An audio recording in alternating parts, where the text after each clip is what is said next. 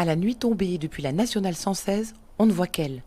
Dans ses habits de lumière, collection Noël 2020, l'église d'Eus attire tous les regards, et notamment ceux de Louis et de son épouse, lancés dans une tournée des illuminations qui les a conduits de Villefranche à Eus, puis à Prades.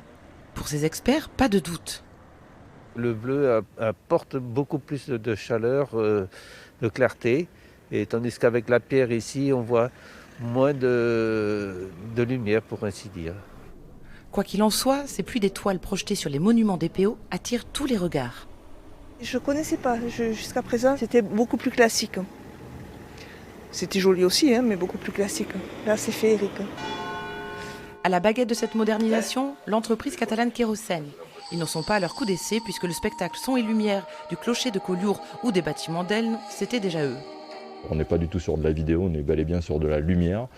Et donc on projette des effets dynamiques sur des grands ensembles, des bâtiments, de grandes façades. Ça a suscité un attrait assez rapide et effectivement on a placé pas mal de machines pour une première année. Une véritable bouffée d'oxygène pour l'entreprise qui cette année accuse une perte de 95% de son activité. On dépend, nous, directement des organisateurs et des gens qui créent des manifestations. Voilà, donc pas de manifestations, pas d'événements, pas de prestations techniques. L'ogive avant à l'avant. Encore en réglage, un test grandeur nature et le dernier projecteur s'apprête à quitter l'entrepôt. On est heureux d'avoir trouvé ce produit-là et de le proposer pour amener un peu de poésie et des choses élégantes en ces fêtes de fin d'année. De Prades à Pézy-à-la-Rivière en passant par Eus, Cléra et Perpignan, cette magie de Noël s'affiche en grand dans les Pyrénées-Orientales.